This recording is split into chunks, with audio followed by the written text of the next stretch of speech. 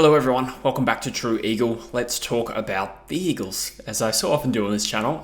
Look, I don't know if a weekly game preview is necessarily going to be on the menu every single week. I'm certainly going to make Eagles videos every week, but whether I frame it as a preview, it almost feels like with where we're at the moment, we're going to be massive underdogs in almost every game. So analysing the game from a strategic point of view each week might not actually be that appetizing, but there's plenty to talk about. So in today's video, I want to talk about a few selection things: Oscar Allen's injury, Andrew Gaff being dropped, obviously our chances against GWS, maybe tie up a few loose ends about the Port Adelaide performance, and then at the end, also want to give you a little bit of an update as to what I'm thinking from a content point of view from this point on. All right, so let's get into the good stuff. And when I say good stuff, I mean terrible stuff. So first of all, let's talk about Oscar Allen's injury.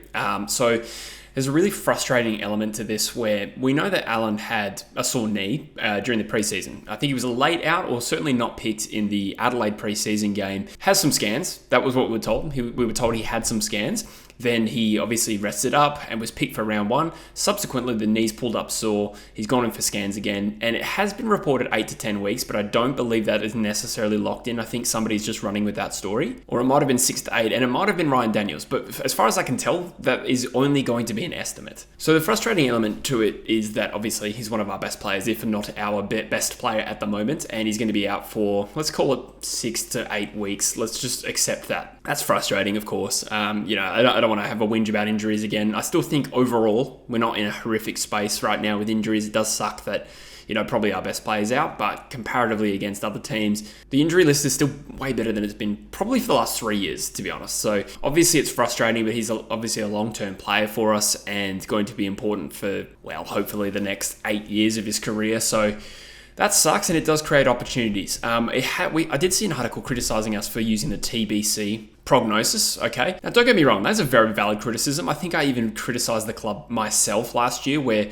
every single injury we had, instead of giving us a realistic time frame, it was TBC on like 80% of them, and I thought that was bullshit, and that's fair. I saw an article pop up, which is really interesting, and I can't remember who wrote it, but it says, enough with the TBC's West Coast. The first half of that article is explaining how we probably shouldn't have beaten GWS last year because they had so many injuries. It had nothing to do with Allen's injury. I'm not even going to debate that point. I just thought, that's a weird thing to cram into an article that had nothing to do with anything else. But what I will say is, sometimes TBC is appropriate, and, he only just had his scans, and I believe they've revealed some sort of bone stress thing, which obviously is going to be a little bit hard to get a read on how long it takes. So I don't mind that. But obviously it's annoying. It kind of, brings in this natural question of how do we let this happen if we already knew that he had an injury? So what I think has happened here, if I can logically try and break down the timeline here, he's had a scan after being sore during the preseason. Presumably that did not show bone stress. He was picked to play and it's pulled up sorely. He's gone in for scans, and the second set of scans have shown bone stress. So I suppose you can make up your own mind to what extent we'll be negligent there. I don't really know. I mean, after the first scan, if there's no, signs of bone stress and it's just sore, you could say, well, maybe that's fine to pick him. But ultimately that has blown up in our faces, and maybe we should have taken a more conservative approach there. Considering as well our checkered past of playing players a little bit early in their recovery from an injury. I don't know, that part's frustrating, and I think maybe some criticism is due. As for selection though, it brings up, a couple of interesting opportunities for some younger guys in the team. So obviously replacing Allen is one thing. There's also Andrew Gaff, who has been dropped. Now, that's fair enough. I called for that in my Port Adelaide review. I said, no, you got to drop Andrew Gaff now. There's some criticism of us picking him in the first place. I mean, in hindsight, sure, that's justified, and certainly people were calling for it before round one, so fair. My personal take on it was I wasn't too mad to go in with a relatively experienced team for round one and then just let it play from there, because I was kind of hoping that a generally more experienced team, just coming off a solid preseason, obviously we had some injuries, but generally speaking, it was solid. Andrew Gaff had been in good form. I myself picked him in my round one team, and I just thought, let him start the team and we'll go from there. But if the senior players in general start to fail, then we have to move quickly, and thankfully that seems to be happening. I think it was like Monday that they announced that Andrew Gaff's been dropped, which I don't know if I've seen in a very long time. A senior player,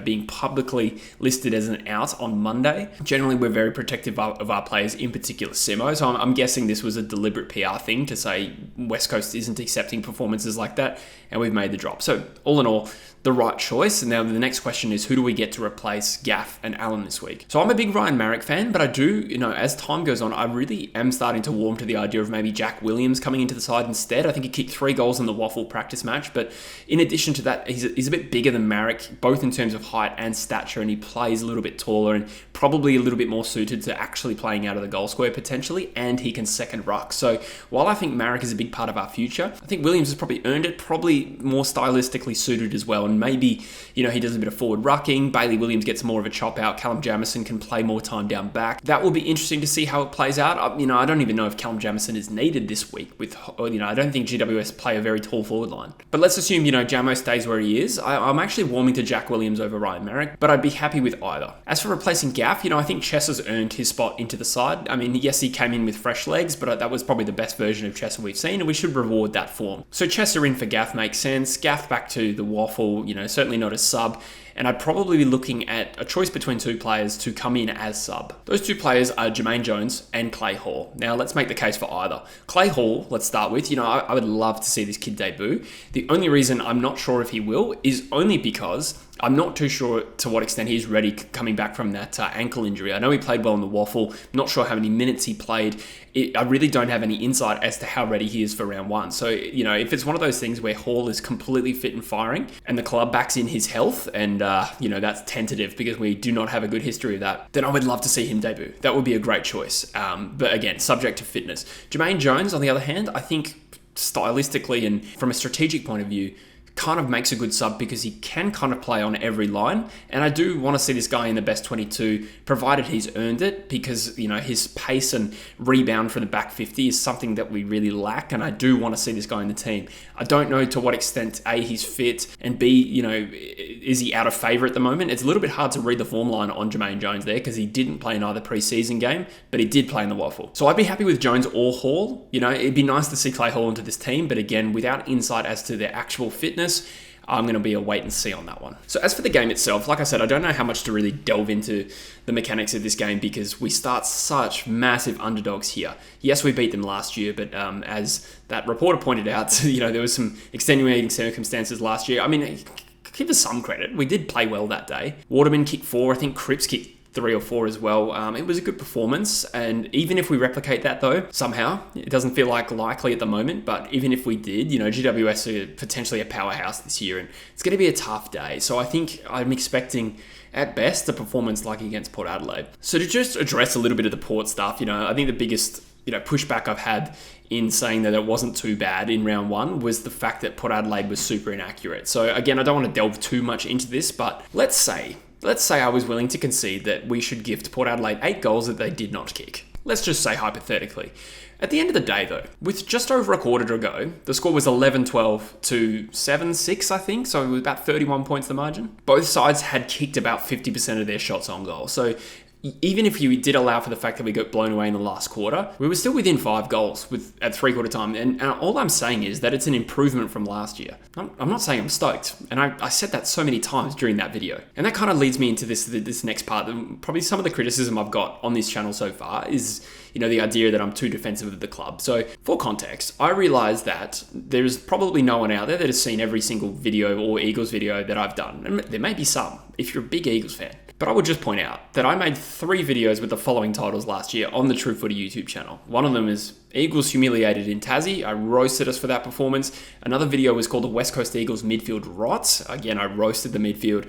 Another one was called The Eagles Have Become a Disgrace. So I do have a history here, a documented history of being able to throw shit at the club, but I also won't blow everything out of proportion. And if you're looking for a channel for a guy to overreact in a round 1 performance against a bloody good team where we lose by 50 points, for the record, we've had bigger losses there against this opponent in years where we've made the finals. I think what I've done here, though, if I had to give myself some constructive feedback, is I probably looked too much at what people were saying at the end of that game, and I probably did it again as well with the Fremantle Derby, where I look at, all the vitriolic stuff that both Eagles fans and non-Eagles fans are saying, and it naturally made me a little bit defensive. So maybe I came into that video with that in mind and came from that angle too much. So one thing I will probably do with this GWS one, other than doing the live stream on True Footy, which I will do this weekend, is I probably just won't look at what people are saying, and I will just give you my unfiltered thoughts. But I still pretty much stand by everything I said. I might just change the angle of it this week. Before we go, a couple of other points. First of all, Navy jumper that's been advertised on the West Coast Eagles site. So like a week ago, I made a video ranking Eagles jumpers, and I kind of slaughtered the Navy design. But I got to say,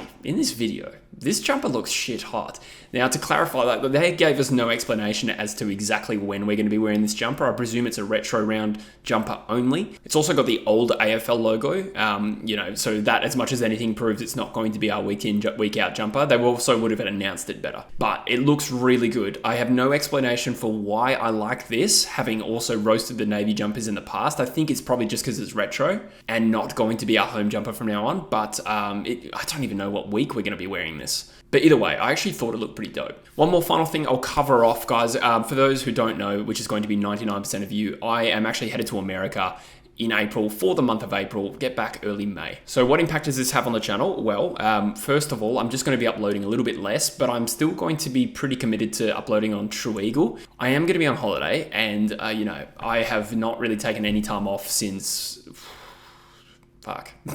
Put it this way, I don't think I've had a day off since the season ended last year, or probably even through midway through the finals, other than going to London and sort my passport. So I am going to take this as an opportunity to reset. But that being said, I probably will be able to upload on True Eagle because I'm going to stay in touch with the Eagles, and it's easy for me. And I also have some videos already loaded, ready to go to drop while I'm away. To give you a little sneak preview, I have done a video, my top 10 moments as an Eagles fan. I've picked our best 22 since the year 2000, not an all-time Eagles one, just since 2000, because I'm more qualified, from that era. And I've also done a 2011 season rewind. I'm thinking of doing a rewind series where I talk about all my memories from a given season, and 2011 is one of my favorites. So you will still see me both on True Eagle. I will still be uploading on True Footy as well. But I also kind of want to tell you guys that a little bit early because I would like some feedback as to what kind of Eagles content would you like to see outside of the normal weekly review sort of stuff. Does the season rewind thing sound interesting to you, for instance? Let me know. Give me some feedback. There's a few videos I want to do that I just kind of want to do and therefore will, but I would also like to get a feel for what the appetite is. So anyway, guys, if you are the sort of person who tunes into live streams, I will be on the True Footy YouTube channel during the Eagles and GWS game, and then coming up with a review for this channel as well. But let me know in the comments, everything you think about all the things I've talked about. Obviously, it's been a video where we've discussed a number of topics. But as always, up the Eagles. Hope we put in a good performance this weekend. Appreciate you all, and I'll see you in the next one.